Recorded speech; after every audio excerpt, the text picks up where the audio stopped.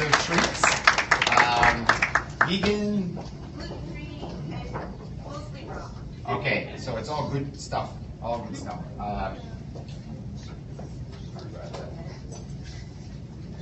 Yeah.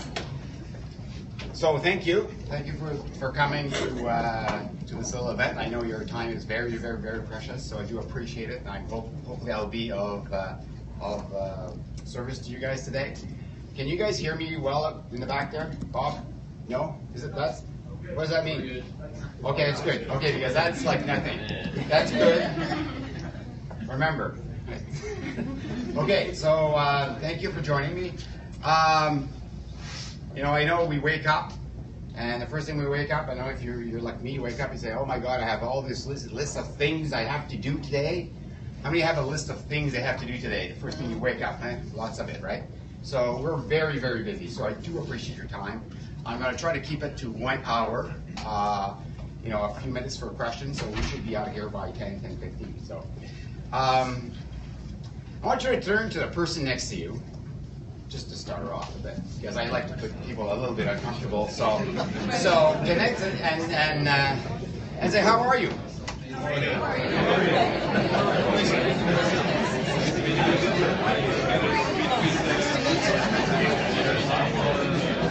So now,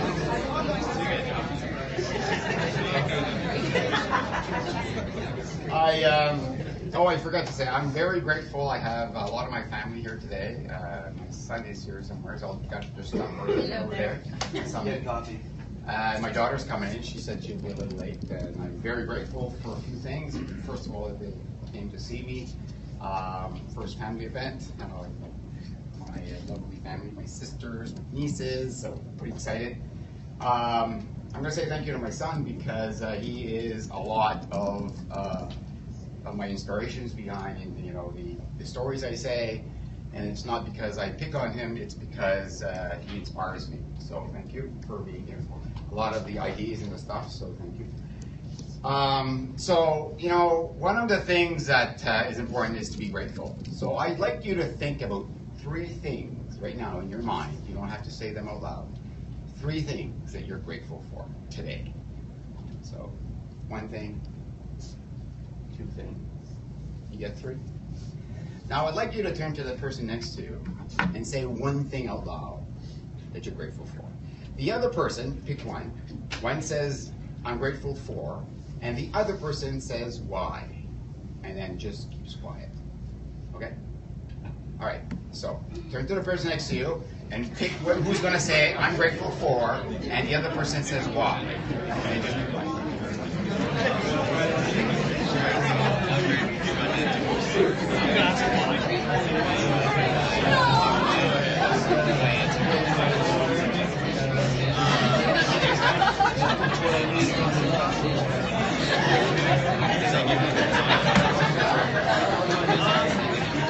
Okay.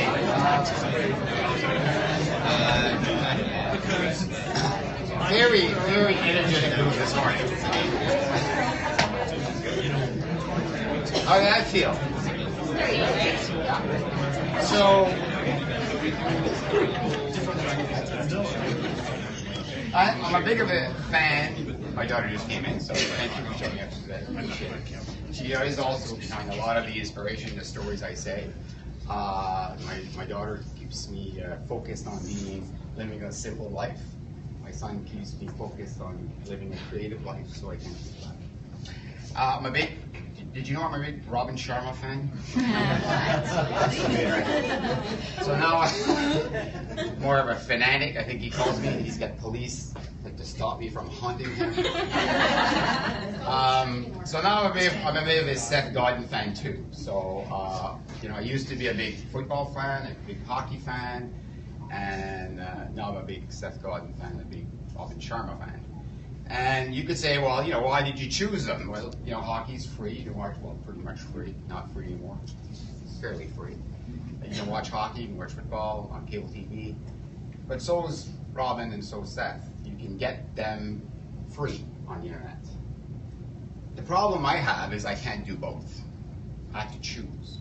If I had to choose to become a fan of Seth Godin or Robin Sharma, then I couldn't be a fan of hockey and football. It takes time. And time, is something I've come to realize that I have very little left of, right? We're all here for a very short time. So where you invest your time is the most important thing that you do. So I've chosen to invest my time, chasing Robin and chasing Seth, haunting them if you want. And so far, I think I'm very happy with my decision. And I'm hoping to share this with you guys. And as part of I just finished the 2 programs. One's called the Titan program with Robin Sharma. It's a 4-day program that we did before Christmas. Lucky enough to share that with Shelley and with Estelle. And then just finished the altMBA program with Seth Godin. It's a 4-week program done online. And I was lucky enough to take that with, but Derek Martin also, our team. He did the same program last year. So I say it's free. So you can get everything from Robin Sharma for free. You can get Facebook posts, you can get videos, you can get books from the libraries. So everything is free. So why would I pay $15,000 to go for 4 days to be with this guy? Doesn't make any sense, does it? And the same thing, right? You wanted to smell him? I want to give you a hug now. I want to give him a hug, maybe that's it. And Seth is also free. So he has a daily blog, right? You can get an email. You can get most of his videos on Vimeo, YouTube, his books. He's written 75 books. That's a lot of books, right? How many have read the Seth Godin book here? None? A few? How about the Robin Sharma books? Okay, a few, okay. So most of the stuff is free. So why would I pay, right? It was $4,000, $4,500 to go to an altMBA program, right? Where he doesn't even show up, actually. Which was kind of odd. But more about that later.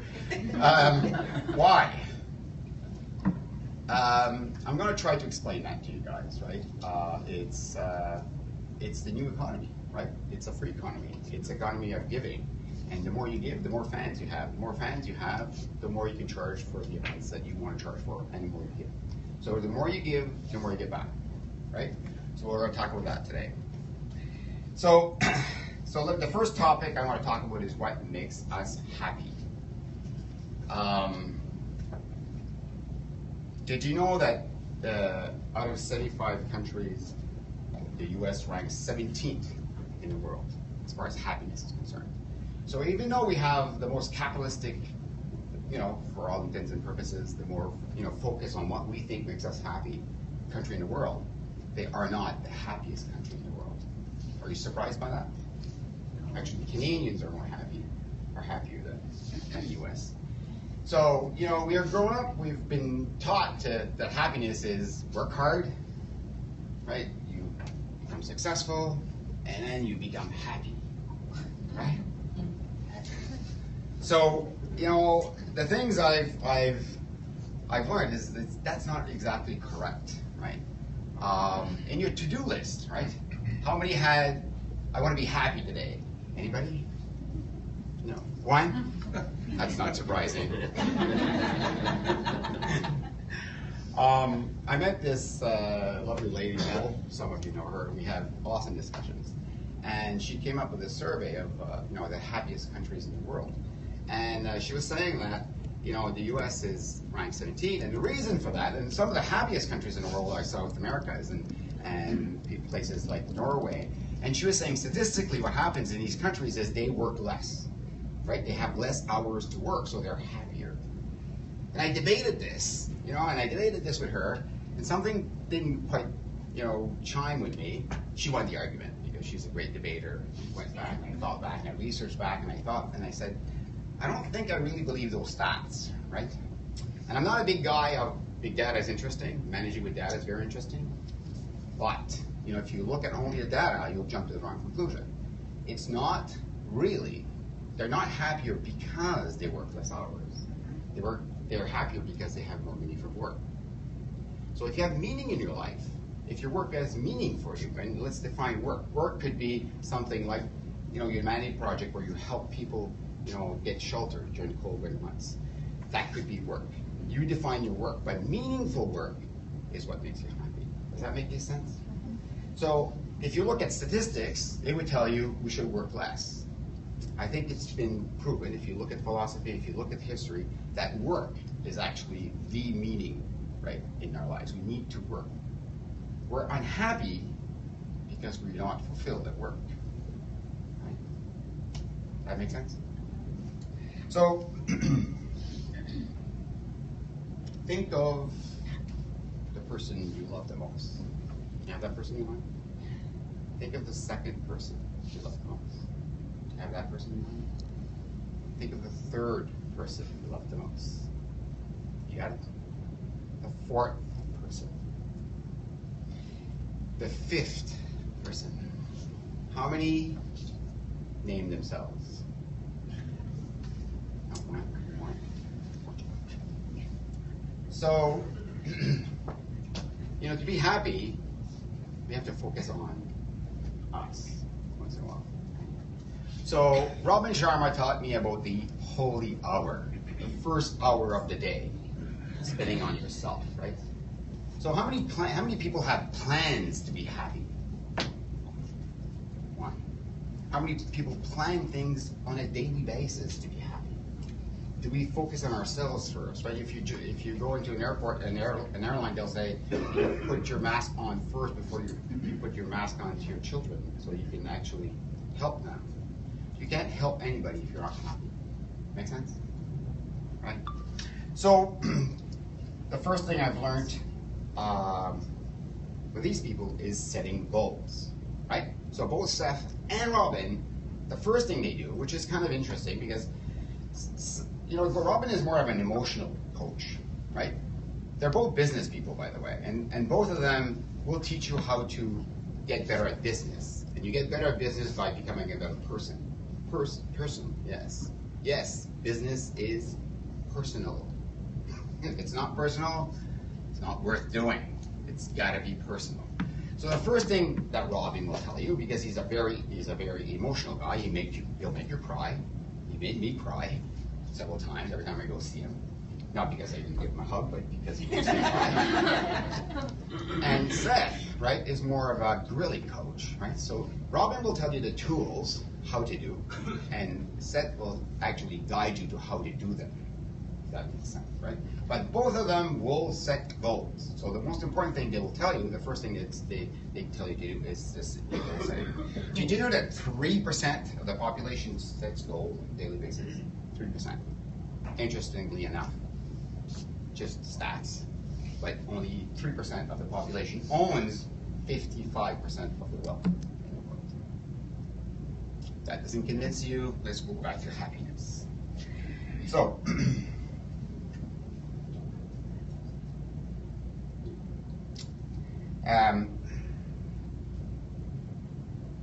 so the first thing I'll tell you was setting goals. So Robin will tell you how to set goals. And you'll start with the end. You'll say, okay, we're all on a voyage.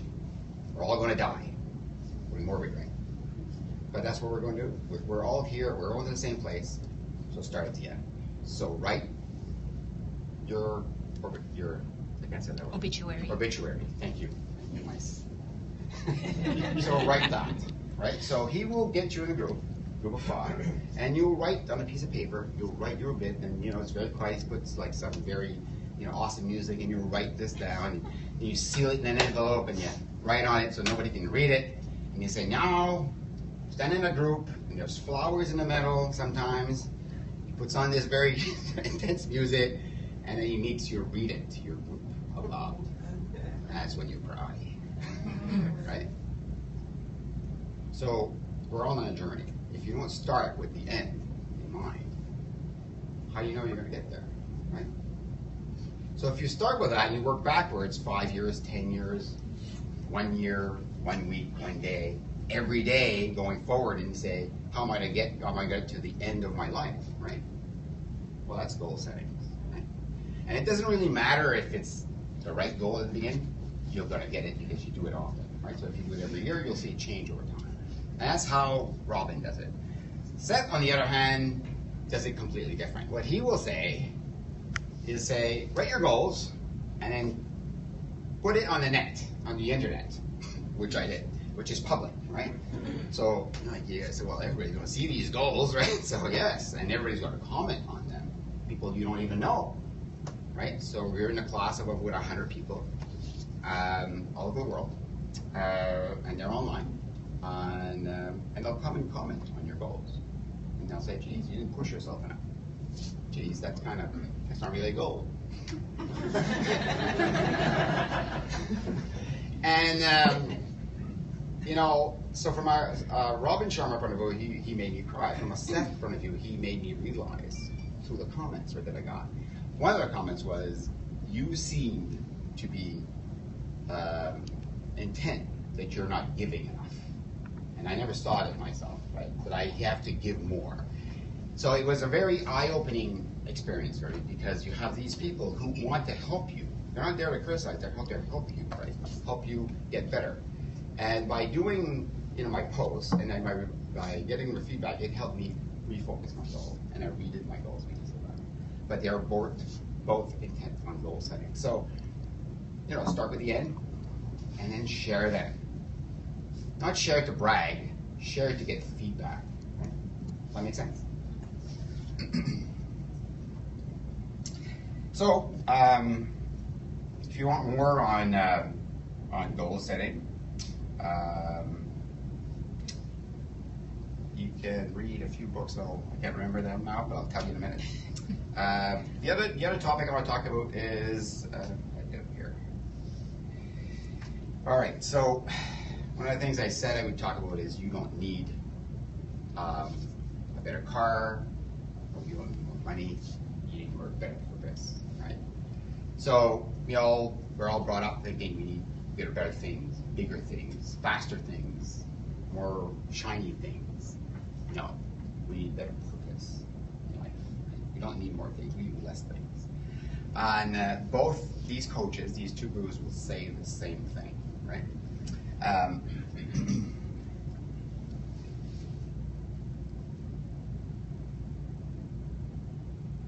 So, if you look at most people in your life, they'll tell you, I don't have enough money, I don't have enough resources, I don't have enough time, I don't have enough what? Anything else? I don't have enough anything, right? You start a company, you say, I don't have enough money. You have everything you need. These two gurus started with nothing. You think Robin Sharma started by having 1,000 people show up at his events? No. His first event, 10 people showed up. 8 of them were family. I think I'm doing better than Robin Sharma. I gotta write in my notes. Take a picture. Do you think that Godin started with 1 million, I don't know how many followers, 1 million, 2 million followers? No. He started with 1, right? You don't start off with all these riches, you start off with nothing. And he started with nothing, and he built these empires, right? These great performers. Like if you want to do some math, you know, Robin Sharma, for this four-day event, charges $15,000 per person. There was 150 people there. For 4 days. And you still have to pay for the hotel. Right? Seth Godin, right, charges $4,500. There's 100 of us there. Right, for 4 weeks. Do you know how many buildings he has? How many teachers? Do you know how many times he showed up? Do you know who did the work? Right? Do you know how many times he does this in a year? Any guess? One. Huh? I was going to say, if he's not there, it can be many times. Yeah, 100 times. Mm-hmm. Right? So there's no limits to what you can do with your wealth. Right? There's nothing that you need except your connections and your energy and your power to actually take the habits and put it together, put your goals in there, and then do the work. Right?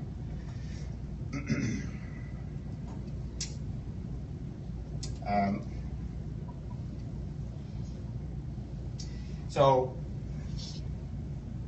gifting. Both these people talk about gifting. So we live in a gifting, times, right? St. Valentine's Day. What a wonderful holiday. Anybody know how it started? No? Huh? Was it a little angel that came down and shot an arrow somewhere? Is that no?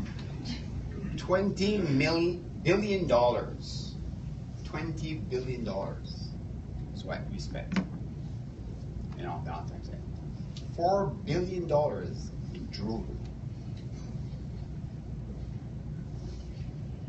Do you guys feel the pressure on Valentine's Day? Right? There's pressure, right, to deliver something, because there's this stigma that's created around you have to give a gift on Valentine's Day. Who do you think invented this? Women.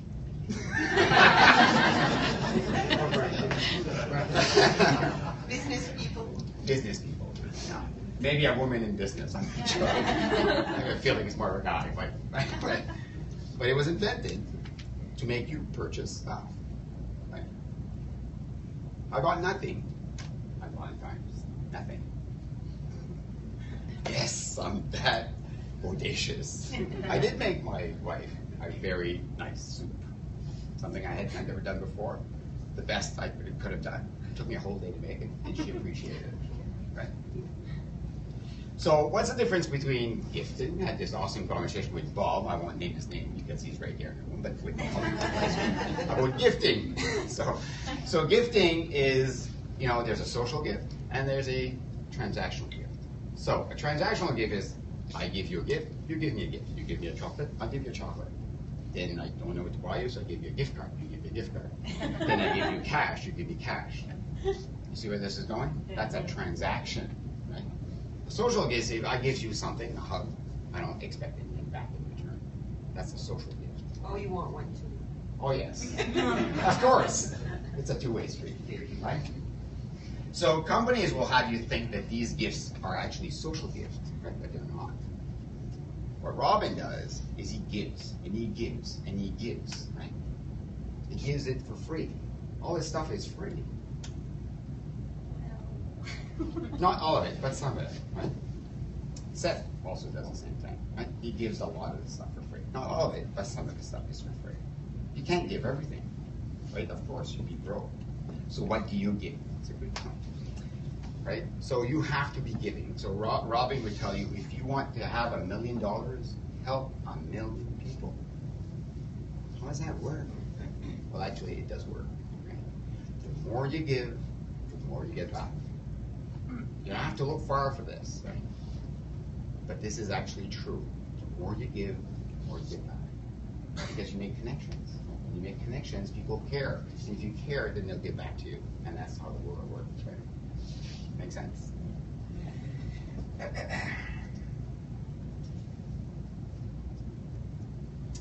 I'm always amazed what Robin does. The last time we were there, he invited this singer that he found, and he treated us as singers. So this is what I invited you here. I wanted to have you.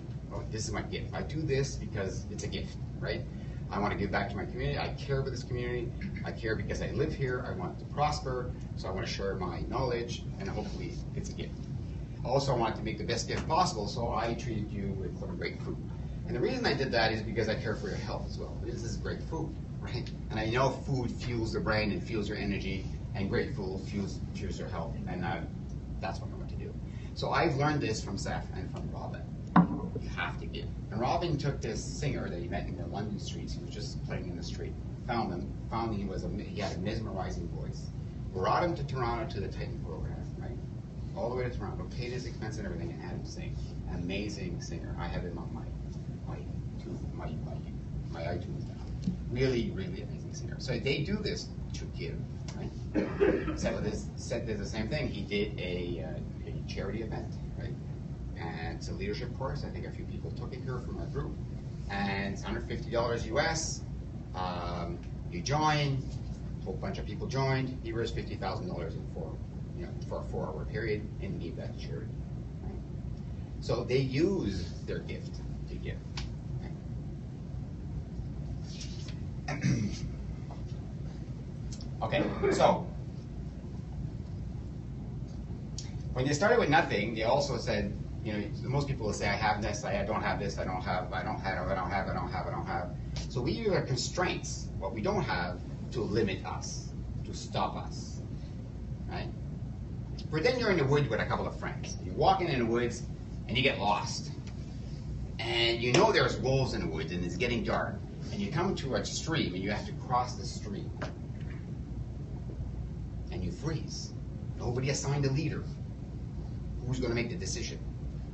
Right? You're constrained. Nobody knows how to swim or to build a bridge. What do? You know the wolves are coming.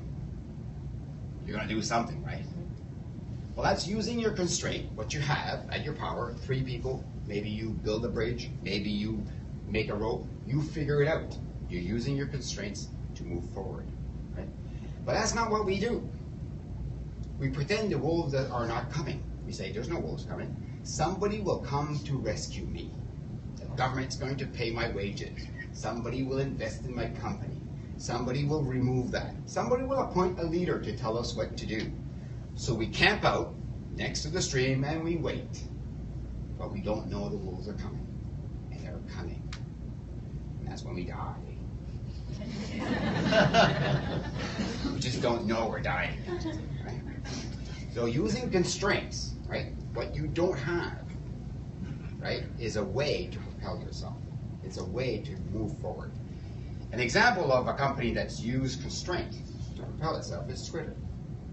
You've heard of Twitter. They only had 144 characters to put the string. They didn't have the technology to make it any more longer. So they use that to propel themselves into becoming a billion-dollar company. Make sense? Using your constraints is a way for you to move forward. Right? I use Twitter too, and I use it as a constraint. So when I do my post every week, right? I do my post for my quotes. I post it on Twitter first. And if I cannot fit into 144 character, I have to remove some words. Right? And the reason I remove some words is it makes it clearer. And then I post on the other social media. So using your constraints is a way to move forward. Right? When I started my video, which I do every week, you know, I publish them at 8:59 on Monday morning. You know, the first video, I was doing this in the woods. It wasn't pretty, right? I didn't wait to have everything. Actually, most of the time I, mispronounce words. I have a bit of a French accent, so people laugh at me, especially Felicia, at work. But I've been getting better, right? I'm using their constraints that I have, not to stop me, but to propel me, right? To push me forward. I use Siri now. If I have to pronounce the word idea, and it doesn't recognize it, I know I'm saying it wrong.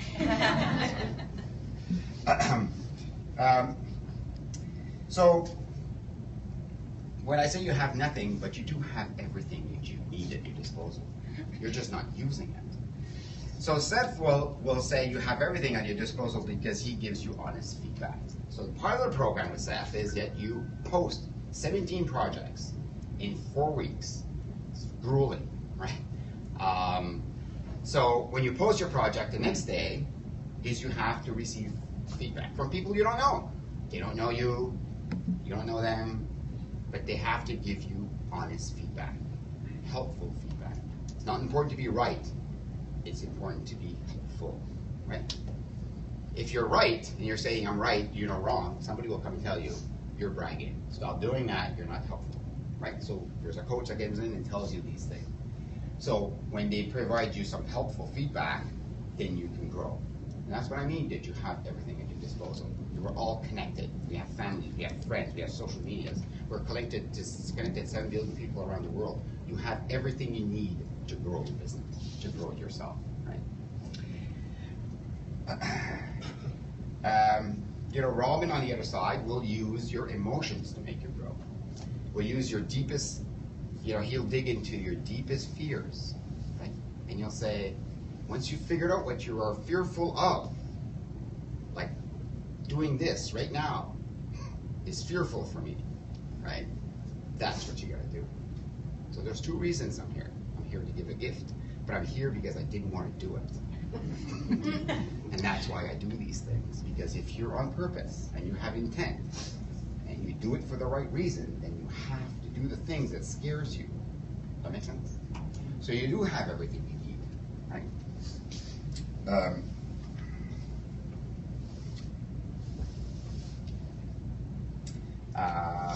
next little thing is ideas. So where do ideas come from? How do you get the next idea that you should be working on or you should be pursuing? The most amazing thing with these two groups of people were the ideas, were the plans, were the goals. Like all of them had, I don't know, just world-changing goals. One guy wanted to build cities in Africa, right? Like it's amazing, some of these goals. So we're setting our goals way too low, right? Way too low, because we think we might miss them. Well, if we aim for the moon and we achieve them, it's going to be depressing. So aim for the stars. You might make it to the moon, right? So where do these ideas come from? So I'm going to tell you a little bit about an arm balance. So I'm doing, one of my goals this year is to do an arm balance. Some people here might recognize that I practice every day on an arm balance. And why do I do that? I don't know, it's just because I love it. It's just energy. And I wanted to do an arm balance flow. So I've been practicing every day. And when I hired a coach, did I tell you need a coach? You need a coach. Every single successful person has coaches. Right? So you need coaches. So I hired a coach, and this coach, awesome coach, pushes me very, very hard on doing my arm balance. So she tells me what you're going to have to do first is practice an arm balance off the wall. I said, well, why? Muscle memory. Really? Muscle memory. Yes, when you stand up, you don't remember how to walk. Muscle memory. But when you're in your hands, your body doesn't know what to do. So you have to practice being on your hands so you can go up on your hands easily. So then you know how to stand on your hands. Make sense? Muscle memory, right? So muscle memory is very, very important, right? Okay. What does that to do with the brain? Everything. So we did an exercise with Seth. And Seth, what he did, he says, you have 48 hours, you and your team, which I've never had before, to come up with 99 business ideas. Oh, and besides, we want a business plan for all of them. I worked 22 years building one company. It's going to be a bit of a challenge. So we went to it. I'm doing my 20-20-20, which is exercise. I'm pushing myself. We're going back in there. We're writing. We're collaborating. We're video conferencing. We go back. The first 24 hours we had like 30. Okay, we're on our way, right? By the end of it, we not only delivered 99 ideas, we delivered 105. We not only did that, we did the business plans for all of them. We not only did that, we came up with names for all of them. I have never met these people, right? Amazing. That wasn't the fun part, though. I do this activity with my son called once in a while. We push ourselves to cook something different that we've never done before. And he'll come up with a theme. He'll say, I don't know, let's take the beef heart and come up with something like whatever you can come up with. And we challenge ourselves. And there's a few chefs, not me, but there's 6 chefs, and these guys are pretty awesome. And we show up and we taste everybody's food. As you can imagine, a bit of pressure. So, due date is Sunday, 3 p.m., and we deliver, we eat, like kings, and so I have to push myself. And the amazing thing happens is I will pick a theme, I'll pick my recipe, and I'll work like 2, 3, 4, 5 days on this recipe. And then at the end of it, I'm prepared, let's say 11 o'clock on Sunday, and I say, well, I got to do more. Maybe this won't be good, so I'll do 2 more. So then I spend the next 4 hours doing 2 more. Every single time, the best recipe is never the first one. It's always the other one. So what happens after the 99 ideas, right? Was this. I couldn't stop thinking of business ideas. If for 2 days after that, right? Business idea after business ideas after business ideas, and I thought, I think I got it. For years, I've been wondering, where do ideas come from? Why is it that we can't come up with a new business idea? So we're busy doing busy things. It's because we haven't practiced it. Muscle memory, right? So Robin Sharma will say, if you want to be a generous person, practice being generous every single day. If you want to have ideas, practice having ideas every day. If you want to do an arm balance, practice arm balance every day. And they will come. Make sense? Right? Don't worry about how the ideas are good or bad or ugly. It doesn't really matter. It's the practice that makes a difference. That's why I do videos on Mondays every morning. I do quotes on every day of that, because it's the practice that makes a difference. It's the actual delivery that makes a difference. Okay? Am I good with the time? Okay. The purpose of delivery. So, Robin will tell you, you have to practice something 10,000 hours before you get good at it. 10,000 hours. You've heard that. You've read some of these books. 10,000 hours. And Seth will tell you, you have to deliver your project by 11:59 p.m. on Sunday night. Who asked you to deliver something at 11:59 p.m.? He's making a point, right? So Robin will give you the tools. Seth will make you do the work, right? Seth will tell you, hey, you got to deliver by 11:59. What happens if you don't deliver by 11:59? Nothing. Who didn't deliver by 11:59? Very few people didn't. Who's monitoring us? Nobody. Right? You get what you put into it. That's the way life works. If you put nothing into it, you get nothing out of it. Right? I recently did a little test at work, and I asked people to do the gratitude test. And one gentleman, I won't name his name, Jeff, he came to me and he said, I'm already doing this. I've already done the work. I'm off. I'm okay. I said, no, really. You get what you put into it. If you put nothing into it, you get nothing out of it. What happens if you push yourself a little more? Quite curious to see what he's going to do today at 3:59 p.m. Right? So, practice, practice, practice, practice. If you practice arm balance, if you practice being generous, if you practice being awesome at whatever you want to be, right? 10,000 hours. So, make sure that you have a purpose in life. Make sure you have a goal in life, because it's going to take you 10,000 hours to get there. Right? So make sure it's effective. Make sense? You want a great book? Read The Power of Habits. Excellent book. If you're not sweating, you're not trying. Going down the hill with my grandson, Cameron, and going down fast, snowboarding, and he stops at the end of it and says, I've noticed you're not falling. Get there.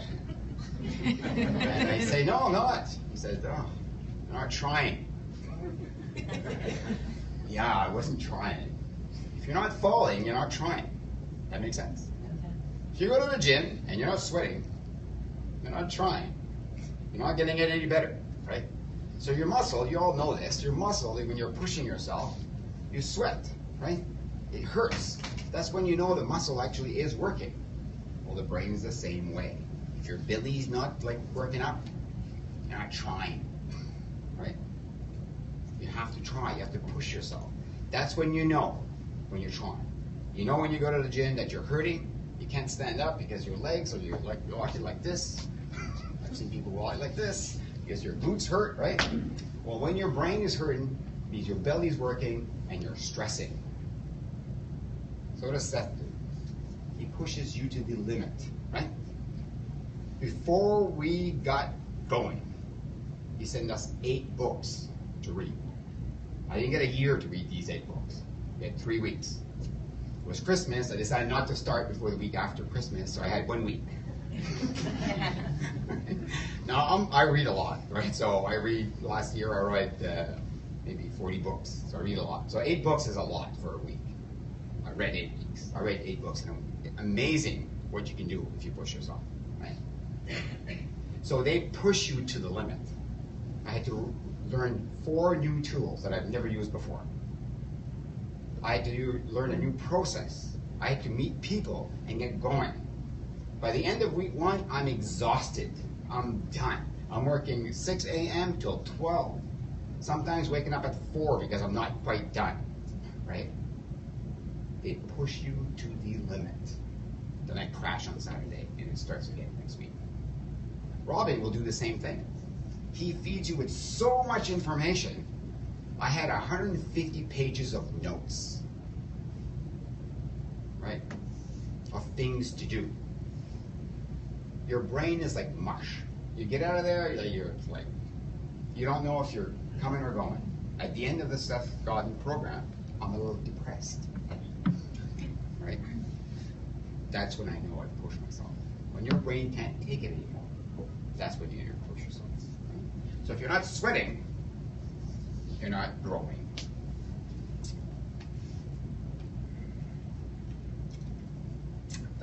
Great book on that is called Smarter. Smarter will tell you how to get smarter. Amazingly enough, it's not making puzzles. It's actually pushing your brain, right? It's taking a language course and going in front of a class and saying, now I can speak Spanish a little bit, right? It's when you don't want to do something, right? That's what the pushing is, right? So learn that feeling. One of my good friends will say, je suis excité d'être nerveuse. I'm excited to be nervous. Right? Because she knows that when she's nervous, right, something great will come out of that. Now she knows because she's an Olympic champion, right? So she's been through this. She can teach us a few things that will be nervous, right? And I will go into the gym.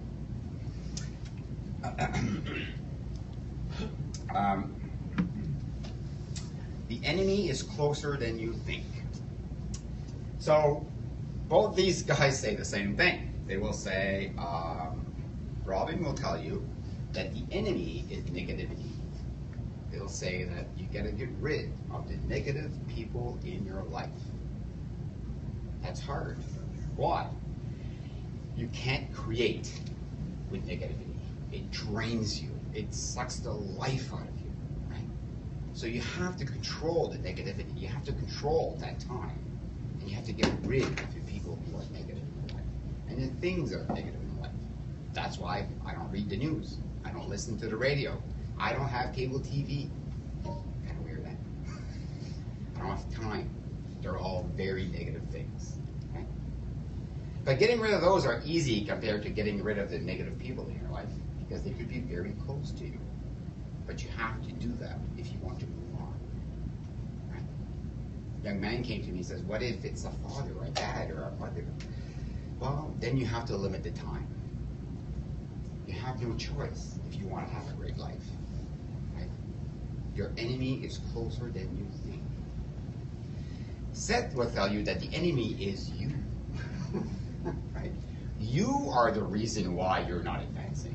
It's not your boss's fault you didn't get a raise. Right? It's your fault. I know. It's not the government's fault you don't get a job.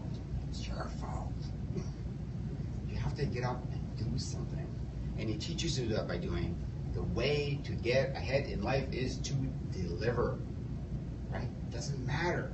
You have to deliver every single day. A day that you do not deliver on your goals, right? You have wasted that day. That's why it's so important to set your goals, and it's so important to set goals, which I do in the morning. So my daily routine includes my goal setting, and I do that first thing every day because it's important to me. Right? Delivery is the most important thing, and you are the biggest barrier to that delivery. Does that make sense?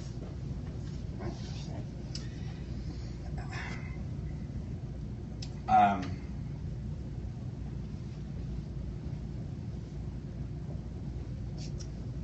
So sometimes we're our worst enemies, and constraints, right? The perception of that wall or that thing that stops us from doing something is the biggest barrier to us moving forward. I have the opportunity to work with one of my sisters. I love her to death, and she doesn't know I'm going to say this, so. And so one of the things that Seth Godin told us, I think it's Godin, by the way. I think he's Acadian. That's what I think. So I'm going to ask him. So, and you know, she has a very, very, very kind heart. She would give everything. She would give everything to anybody. Right? Her time, the clothes off her back. She has a hard time accepting things, as we all do. So I walk into the room, the kitchen, and Carolyn and Shelley are having a discussion about, Carolyn wants to give my sister Diane a gift. And they're talking about how Diane will not accept this gift. Now I know what's coming. I know that Diane's going to come to me because we have a meeting and say, I can't accept this gift. I know her very well, right? So Seth said, the practice of listening, the practice of doing things, right, is very, very important. And we are our own worst enemies, right? And he said the way to get through to people is to shut up sometimes. So he says, create stress and then shut up. Because we are our own worst enemy. So I'll go downstairs and I buy this big salad. Like, I mean a huge salad, because I need something to last 15 minutes. I can't shut up, so it's going to be hard. Jen walks into my office and she says, you'll never guess what happened. Carolyn wants to give me her sewing machine. Like, it's a great gift. I can't accept that sewing machine. So I ask her one question.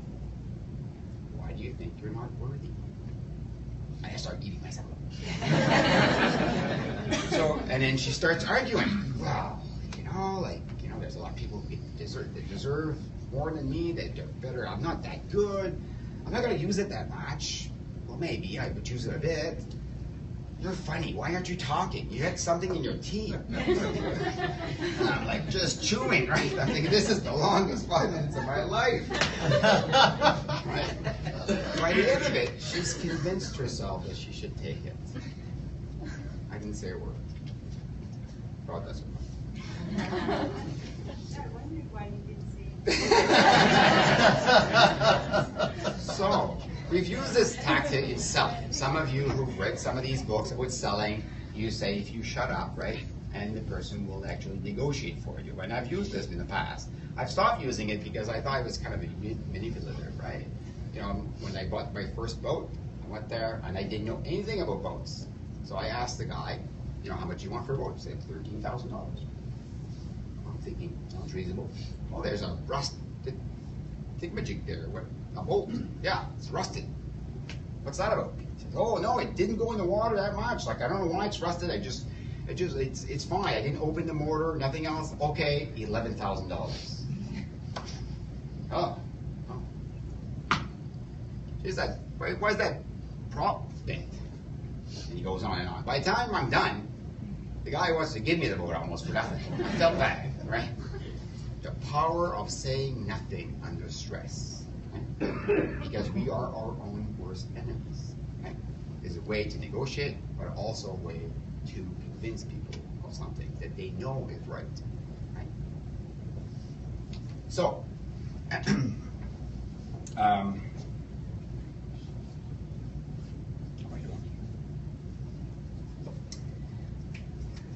the worldviews.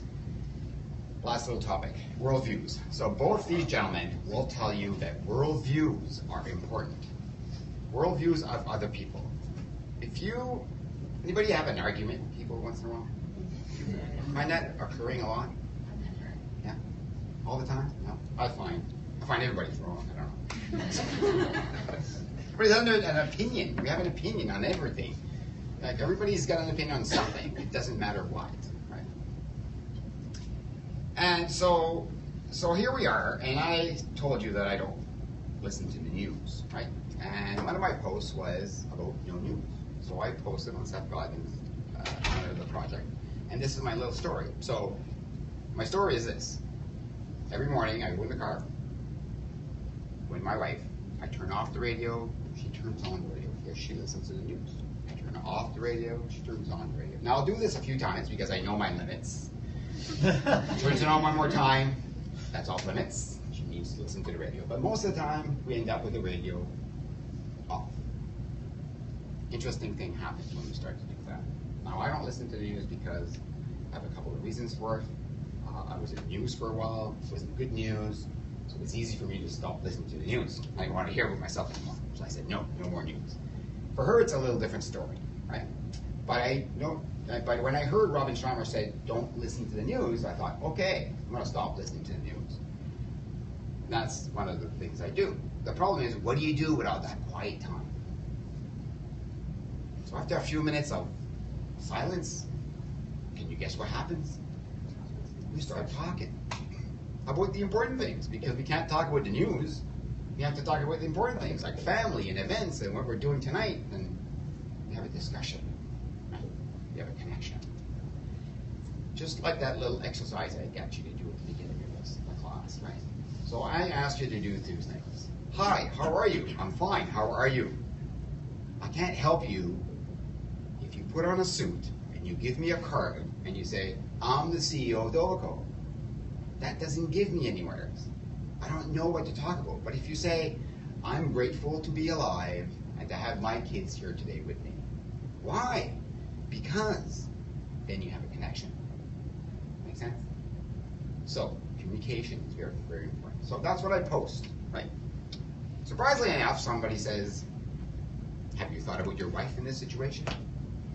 What's her worldview? I thought, actually I didn't. Why does she want to turn on the radio? So we have this discussion, this debate about turning off the radio and turning on the radio. I never thought to think once about her worldview. Well, as it turns out, she works in the lab at the hospital. She works in the lab with 100 people, and they do very meticulous things, like check how many blood cells, white blood cell count you have, and I don't know what else, urine samples and stuff. So they do all, but it's very focused, and they talk, because it's an open concept, and they have to spend a lot of time talking about something that really doesn't really matter, because they don't know each other very well. So what do they talk about? They have the radio on, they'll talk about the news, they talk about the events, they talk about the stuff. For her, it's 30 years of survival. That's how she survives. Now it makes sense. For her, it's a survival habit. For me, it was a survival habit too. But now that I understand that, can I change my habits? Absolutely. So we wonder why everybody has an opinion. It's because we have an opinion, and we can't put ourselves in other people's shoes, right? So both these gurus will teach you how to read other people's worldview, why it's important for them, right, and not important for you. So part of this growth is listening and also understanding other people's views. If you can't understand your spouse's views, your kids' views, your clients' views, you will never be able to sell to them. You will never be able to connect, right? So what happened with that little exercise I gave you to do, right? If I just say, hi, how are you? You say, how, I'm fine. How are you? I'm fine. And then you move on to your company. If I say, hey, this is why I'm grateful, you need a connection.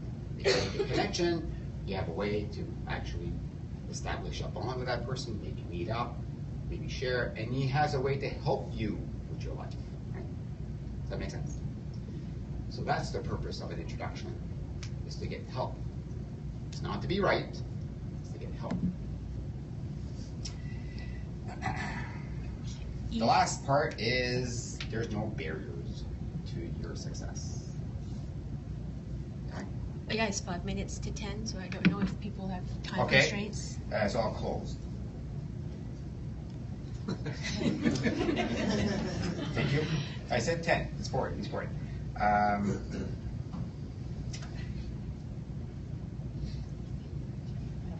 So, Robin Sharma, when we go to these conferences, he brings world-class performers. Shaq O'Neal, the writer of Don't Sweat the Small Stuff. He brings you world-class people to challenge yourself on how you think, how you behave, and he makes you emotionally connected.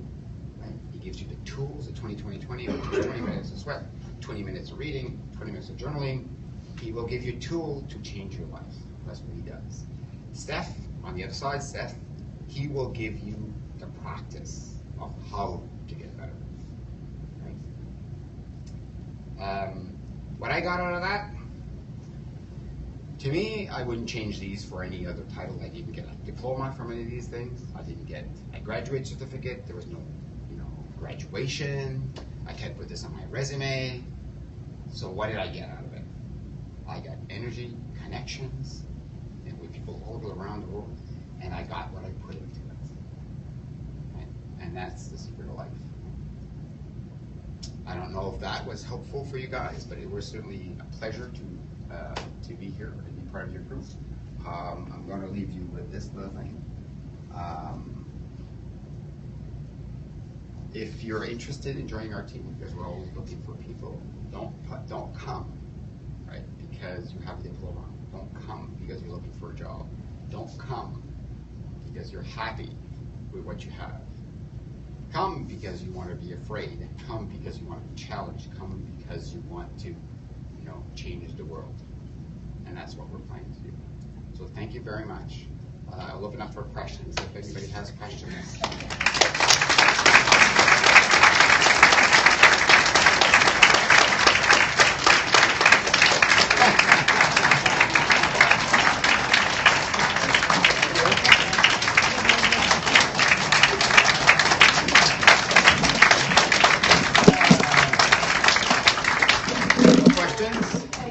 You hire another sister? Always. I have a little one. Maybe I should ask your wife since she watches the news, but what's your worldview on Donald Trump?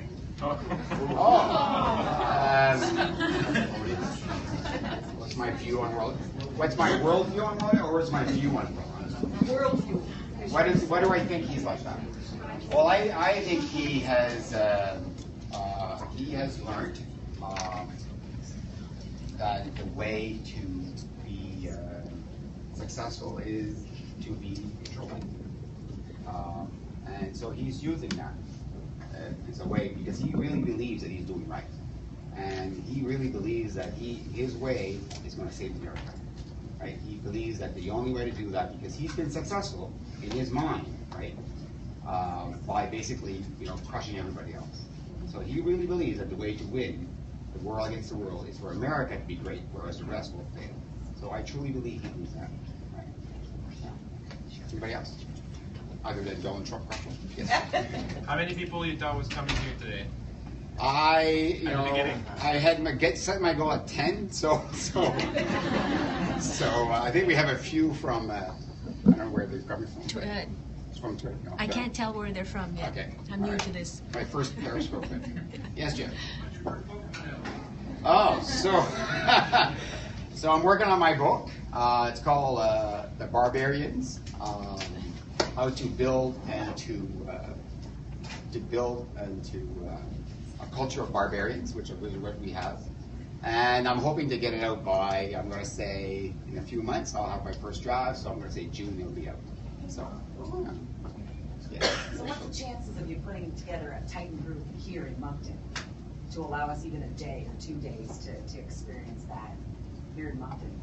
Okay, that's interesting. That'd be costly, but that would be my dream, actually, to bring some of these speakers either through video or even personally. Maybe not Robin, but some of these speakers. I would love to do that. That would be my ideal. Would be a great gift because it is truly an amazing event. So I'm always trying to do that.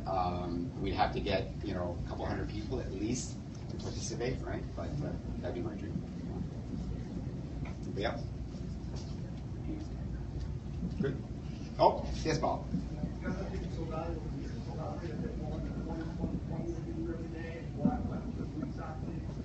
Oh, sure. 2020 is the first thing in the morning. 5:15. You wake up, and it's kind of weird. Wake up and you do 57 burpees, and then you do, 3 minutes of planks. No, I'm just going. What you have to do is sweat. So the first thing you can do whatever you want, but the first thing you have to do is sweat. And the reason you sweat is, think of it this way. When you go to bed, your brain is bombarded with thousands and thousands and thousands of ideas. So it's like your brain is like all lit up with all sorts of things that are going on in the world, right? And then you go to bed and you wake up first thing in the morning and it's boom, back on with all this stuff, right? And you get your to-do list, I gotta do this, so you hop out of bed, you hop in the shower, you feed the kids, you go to work, take a coffee, and you're back on, right? Wrong. First thing you gotta do is reset your brain. So, luckily enough, what happens with your brain is a quick way to reset button. Just like a computer, when you unplug it, right? When you unplug that computer, it resets it. When your computer doesn't work anymore, it's too slow. It's because there's too many things firing, right? So what happens is, the brain is equipped with that because if you're walking in the woods, back in the days when there were caveman days, you're walking in the woods, taking your time, the lion jumps up. Oh my God! You start running.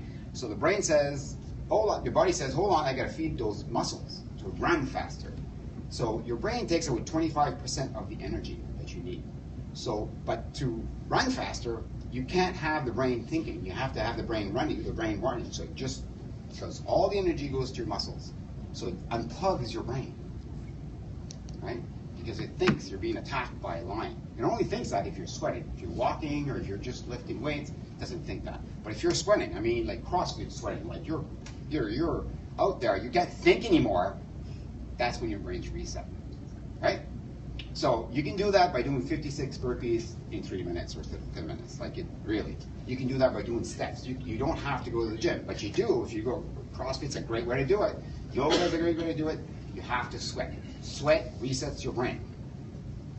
Okay, so 20 minutes, reset your brain. Next 20 minutes is reading. So now that your brain is reset, what do? You feed it with great stuff.